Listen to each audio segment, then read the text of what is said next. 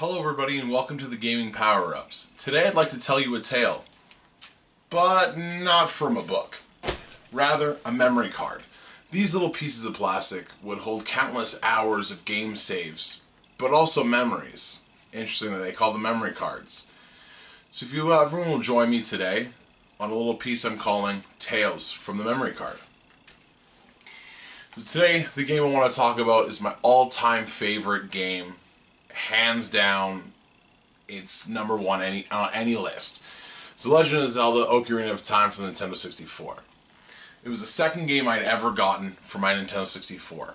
The first one being Super Mario 64. I'd played that and said, what's next? Back then, you didn't have Google to go and search what kind of new games they had coming out. You just went to your local video game store, your local rental store, and saw what they had by the box arts and what kind of intrigued you into wanting to play that new game. I remember finding The Legend of Zelda, not knowing really anything about it, just that the box art looked kind of cool and the guy had a sword. So I decided to pick up the game. I purchased it and brought it home, and I don't think I put it down for, I can't even remember how long. That thing was glued to me. Any waking moment I had, I came home from school, I played it. I woke up from before I went to school, I would play it. On the weekends, I would play it. I just remember this game so vividly. From the opening cutscene.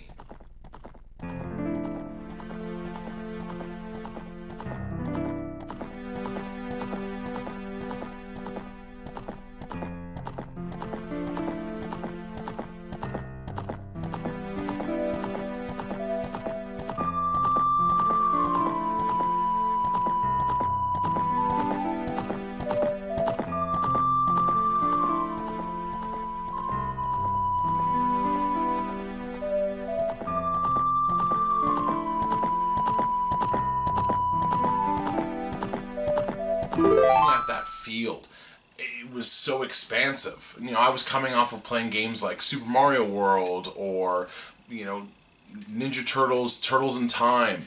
I'd never experienced something that had, you know, what appeared to be an endless world to explore. So even taking a look at that opening scene that we just took a look at, you see Link riding in on a horse, and, you know, the horse is, you know, on its hind legs, and you see this whole field behind you. I'm thinking to myself, like, what amazing game, what amazing secrets and treasures behold this game.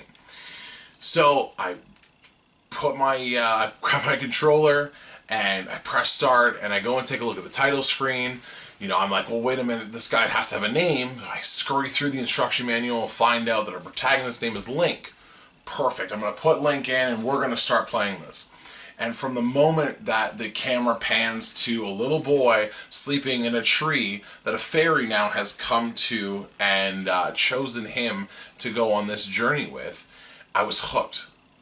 Countless hours of going through and playing and trying to figure out through the tree that was dying that needed my help, to going to another village and seeing a different kind of, you know, people that was in there. We're in the Death Mountain area.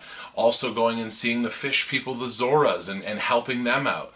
And thinking, you know, okay, you know, this is a kind of a short game. You know, I gotten all three, you know, I'd beaten all three dungeons that it was requested from me. And I was like, okay, well, it's kind of cool. Like, you know, hopefully it's a kind of a cool boss battle. But then I don't realize that, wait a minute, that's only kind of the opening of the game. You still have Adult Link, which, you know, you didn't know until you started playing through it. And just the scene of Link pulling the sword from the stone and coming from a young boy to a man.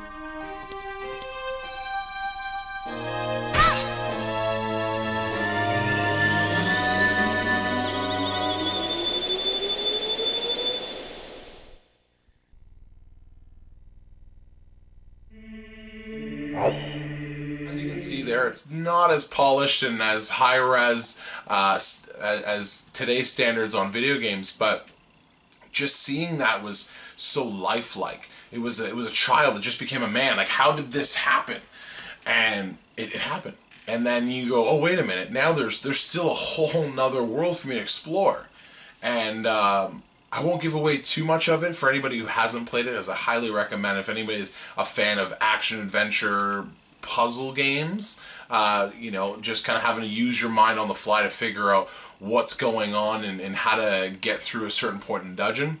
I highly recommend picking this game up. But just going through the same world, but it's different. Now that you've grown up, it's different.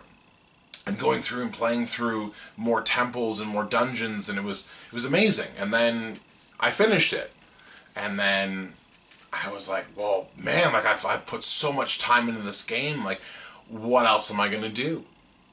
What else am I gonna play? I've already saved the princess. What else am I? Who else am I gonna save next? So I went back to the same local game store that I'd bought in Ocarina of Time, and I asked the clerk behind the desk, hey, do they have another one of these games for the N64? Like, I loved it so much, I'd really love to play, something else. And he said, no, they don't have anything for the N64, but they do have a game for the Super Nintendo, which I had a Super Nintendo, but again, never knew anything about Legend of Zelda. And, he'd highly recommend, he said, if you really love playing the Ocarina of Time, you are going to love playing Link to the Past. And he wasn't wrong. So, and that's kind of where my love of The Legend of Zelda started, was, on the N64. A lot of people give a lot of flack about the N64 controller.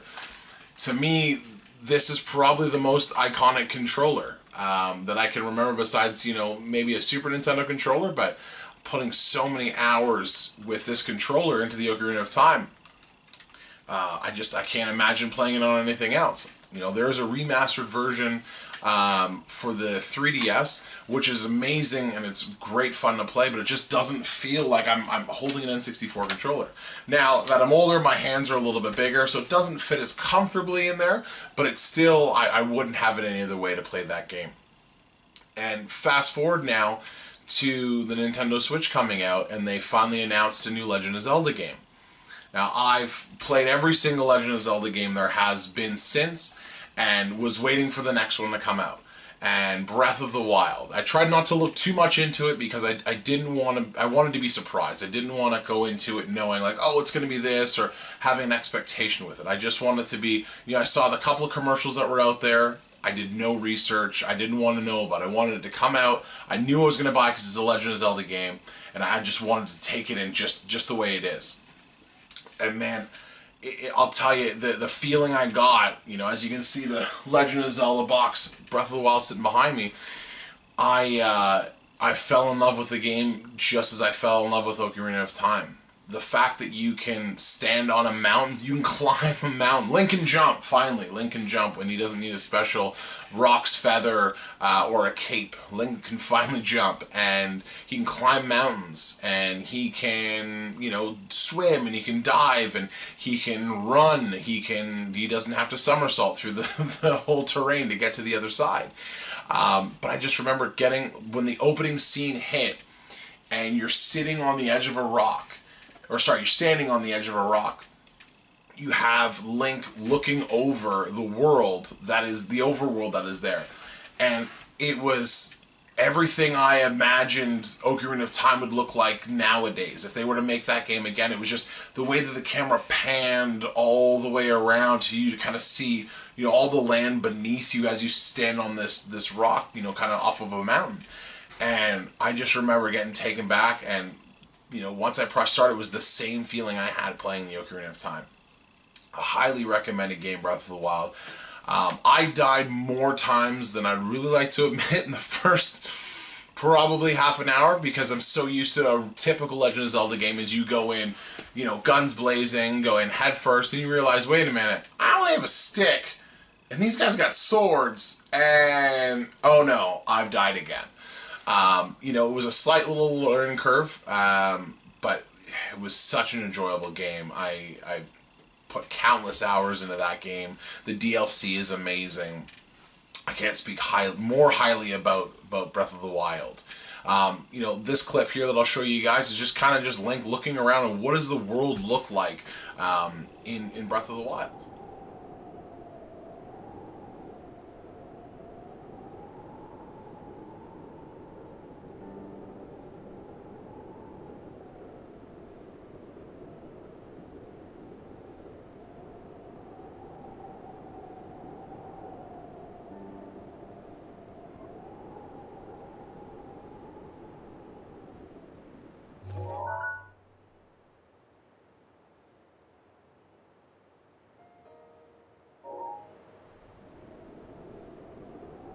Okay, I don't know about you guys, but man, I gotta go and play some Breath of the Wild again, thinking of just watching that clip. So I want to thank everybody for coming in and checking out this video. I hope to have make a little series out of these tales from the memory cards to kind of just come in and pick a game that you know, I've been playing for, you know, many years and has a lot of memories to me, and I hope that I can keep coming back and showing you guys, or telling you guys as well, just more memories, more stories of video games. Just my personal experiences with video games I've played over the years. And you guys are interested in The Legend of Zelda: Ocarina of Time? You will not be disappointed. Breath of the Wild as well. Another amazing, fantastic game. You guys, thank you very much, and if you guys are looking to follow me, please click that subscribe button. Give me a thumbs up if you like the video. Drop me a comment down there, or you can find me on Instagram at TheGamingPowerUps. I'm most frequently on there. I'm also on Twitter at GamingPowerUps, and I'm also on Twitch at TheGamingPowerUps. Again, guys, thank you so much for joining me, and game on.